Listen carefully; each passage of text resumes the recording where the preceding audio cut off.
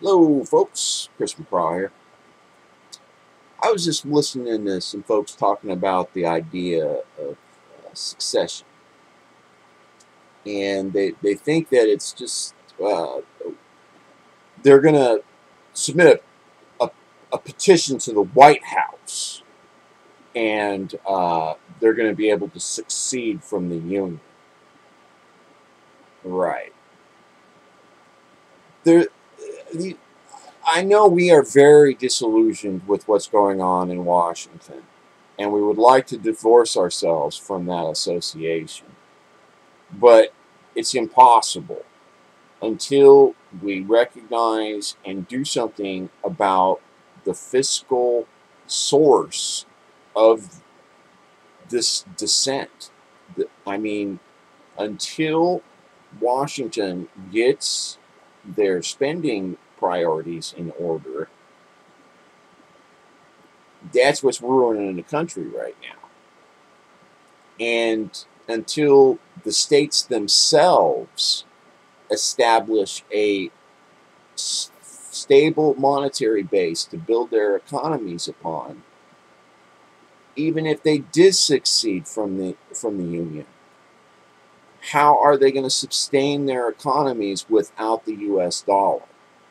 And until that is established, until any of these secessionists provide me a plan on how they are going to become independent financially from the United States, from the Federal Reserve, how they're going to succeed from the Federal Reserve, because that's what we're really talking about here. You can talk uh, uh, succeeding from Washington all you want, and perhaps there is an issue that there's already been dissent over the years from the Real ID Act, Obamacare here recently.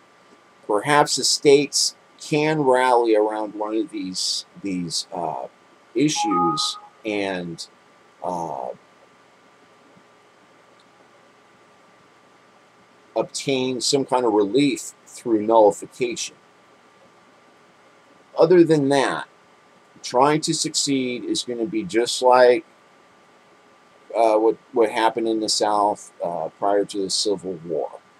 But and it might be one of these things like healthcare that actually creates this secessionist movement. These states that refuse to give their people universal health care under Obamacare. I, I mean, that just sounds like a contrived thing. Like, oh, we're doing this to free the slaves. It, it, it's over sovereignty. This is we're talking about sovereignty here, and until the states establish, well, actually, it's three-tiered sovereignty. We as individuals have to be sovereign. The states we live in have to be able to assert their sovereignty, and the United States as a nation needs to exercise its sovereignty, because this dissent that we're building up, I mean, it's a powder keg. It's going to blow up into a civil war. And when that happens, that's going to bring the justification to bring in the UN. And then you lose your sovereignty, your state loses your sovereignty, and the United States loses its sovereignty. So the real solution here is we got to reverse the pyramid, and we have to start doing things for ourselves.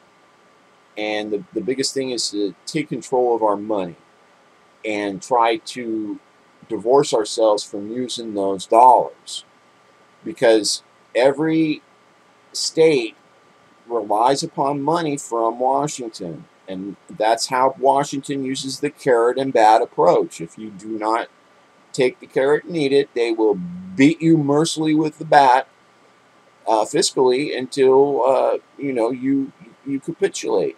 They've done this in the past with things like during the 70s when they enacted the 55-mile-per-hour speed limit, um, uh, uh, seatbelt laws.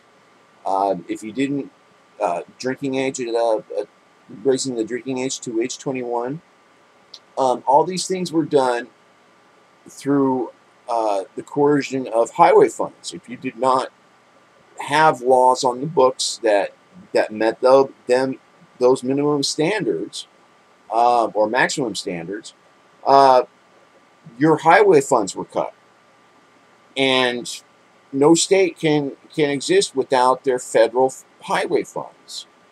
So, and now this is in our education, our healthcare.